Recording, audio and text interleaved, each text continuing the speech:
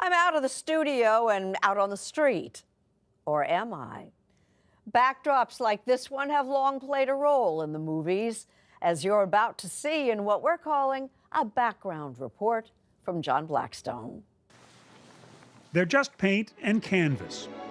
But in Hollywood's golden age, painted backdrops played a vital role in the magic of movies. I just met a girl named Marie. Creating cities, sunsets, or anything else that a director could imagine. You could see the bricks and how they're laid. And art instructor Karen Maness appreciates every brushstroke.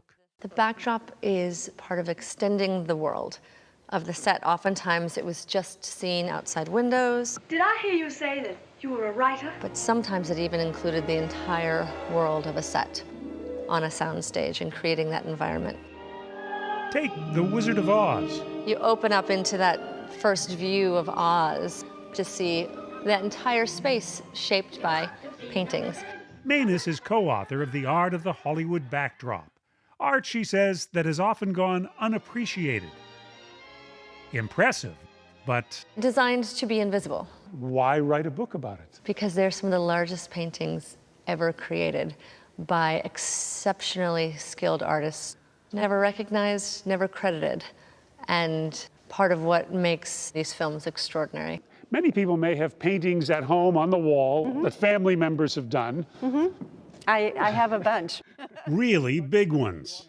Lynn Coakley's great-grandfather was a scenic artist for MGM in the 1930s. Her grandfather and father followed him into the business. Their backdrops, or backings as they're called in the industry, gave luster to movies like The Sound of Music.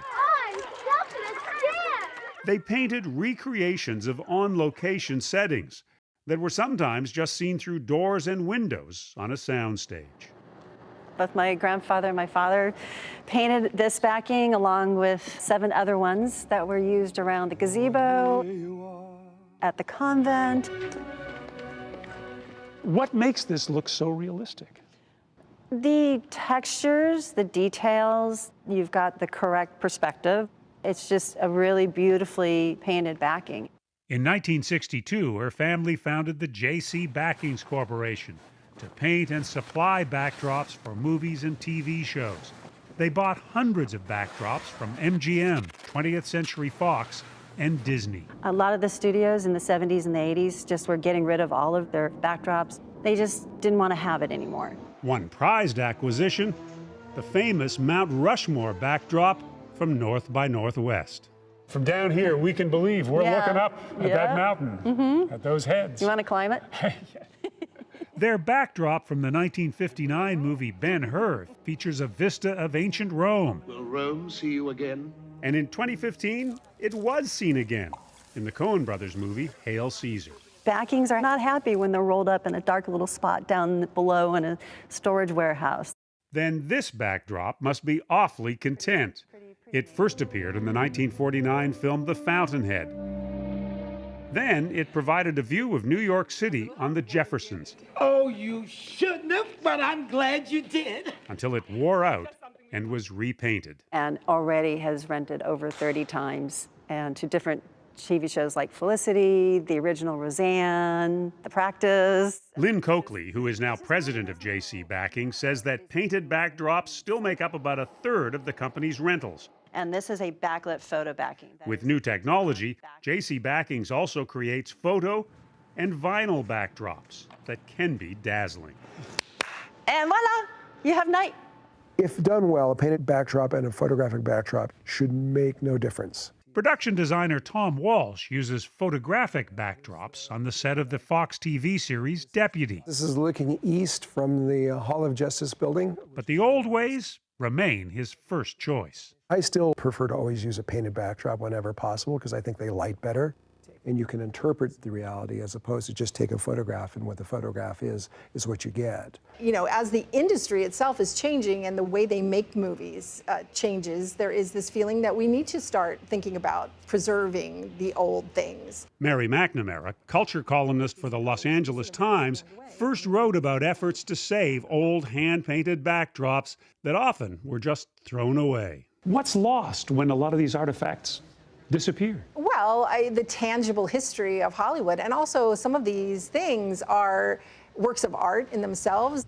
Even Lynn Coakley had more painted backdrops than she needed when the company moved to new quarters. I had some backings I really didn't need to move. They had never rented, or they're so specific. Coakley told Tom Walsh about her dilemma. And so I said, well, you know, these are to be preserved.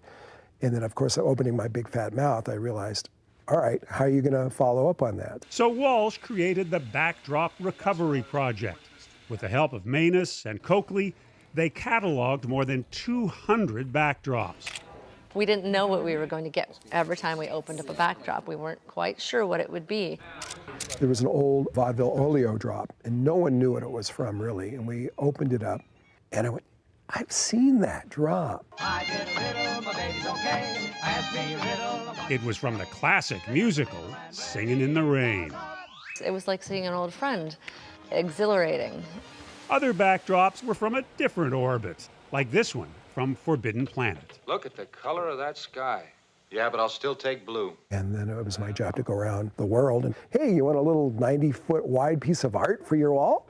But lo and behold, it worked. Some went to museums, some to institutions like the University of Texas at Austin, where Karen Maness uses them to inspire her students. Come on over. It's thrilling to see my students learning from these ghosts. Walsh is still looking for homes for some 60 backdrops, but he's pleased with their progress. They're finding a new life. There's a life after death for the art of Hollywood.